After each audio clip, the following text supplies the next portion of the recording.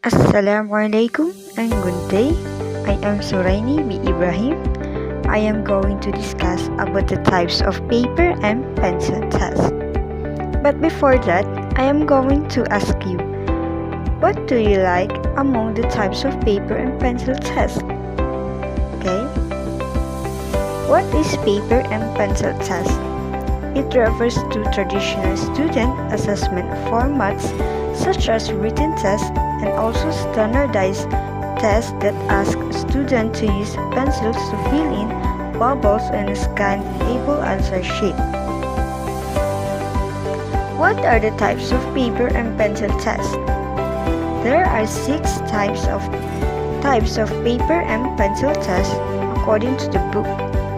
It is a true-false test, multiple choice test, matching type, constructing supply type or constructed reason type, completion of type of the test, and lastly is the essays, and it has 2 parts, which is a restricted essay and non-restricted or extended that will be discussed later.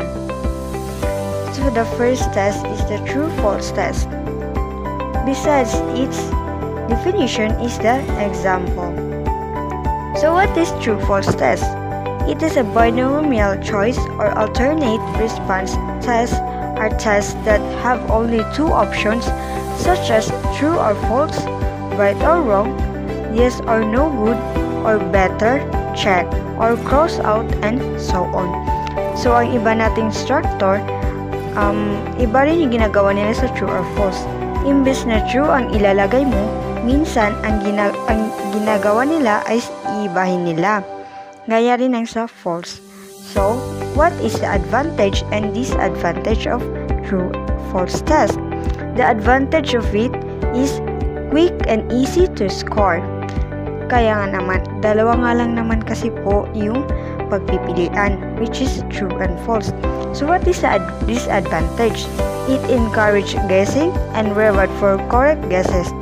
So yung ibang hindi pa nakakapag-study, minsan ito talagang kinakapitan nila. Right? Okay. The second is the multiple choice test. The multiple choice type of test offers the student with more than 2 options per item to choose from. Minsan, meron itong 4 na choices, the A, B, C, and D. Each item in a multiple choice test consists of 2 parts, the stem and the options. In the set of options, there is a correct or best option while all others are considered distractors. So, minsan din dito sa multiple choice test is merong malapit sa answer. Minsan, nalilito rin tayo. So, there is the example of the multiple choice test for kids. What is the advantage and disadvantage of this test? The advantage is to quick and easy to score by hand or electronically. Merong iba na chine-check nila itong multiple choice test by binubutasan nila yung paper. Kunwari is yung sa A, so bubutasan din nila yung A. So, itatapat lang nila ito. So, disadvantage is it often tests literacy skills if the students carefully read the answer is if the students carefully read it, the answer is easy to recognize even if the student knows little about the subject. Okay, the third is the matching type. Items may be considered modified multiple choice type items where the choices progressively reduce as one successfully matches the items on the left with the items on the right. So, ang pag-answer nito is yun nga, progressive na nababawasan hanggat sa makuha mo yung tamang answer. So, this is the example of the matching type test. What is the advantage and disadvantage? The advantage is the scoring is not subjective because responses are single word, letters, and other symbols with definite value points, and hence the personal element of the scorer is removed. So the disadvantage is time-consuming for user taking tests, especially if test is time. Tama nga naman. Kasi minsan, yun nga parang yung sa multiple choice, mayroong magkakalipit talaga. So, the fourth is the constructing supply type or constructed response type. It is useful device for testing lower or other thinking skills in the supply type of test. Like the multiple choice test, the items in this kind of test consist of a stem and a blank where the students would write the correct answer. So, yun nga, dun po sa ating example, test po na to. So, what is the advantage and disadvantage?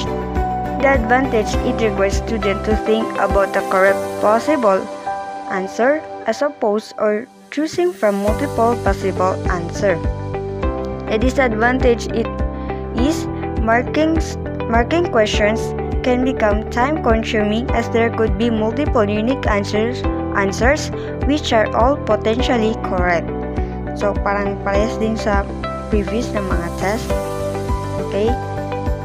Completion type of test are type of a short answer question. In completion items, learners are required to insert a word or words to complete a sentence or a series of sentences. So, ito po yung parang sinasabi rin nilang fill in the blank identification. It can also take form of charts, maps, and or diagrams requiring learners to label parts as directed. Example po nito is yung parts of the body. Sorry po. Okay. So, ito po yung example ng completion type of test. So what is the advantage and disadvantage of this test? The advantage is the e-learner supplies the answer or solves a problem which signifies true knowledge or comprehension of the concept. The disadvantage naman is there is a possibility of more errors in scoring, especially if using software that is somewhat restrictive. Lastly is the essay type. This is my favorite type of test. So, it classified as non-objective test, allow for the assessment of higher order thinking skills, and it also requires students to organize their thoughts. There are also two types of essay. The restricted essay and the non-restricted or extended essay. And restricted essay from its root word which is restrict, meron talagang yung dapat yun lang talaga yung ilalagay mo. It indicated by words as list, define, and give reasons. The second type is the non-restricted or extended essay. Can be much longer and complex than short responses, but students are encouraged to remain focused and organized. What is the advantage and disadvantage? The advantage is it measures more directly the behaviors specific to the instructional objectives. So, dito mo talaga malalaman kung meron talagang natutunan ang iyong estudyante. Ang disadvantage naman ito is ang essay questions take longer to score, although developing and using rubrics can. So, yun po. Minsan nahihirapan pong mag-score yung mga teacher po natin. So, this is the example of the types of essay question. That's all. Thank you for listening.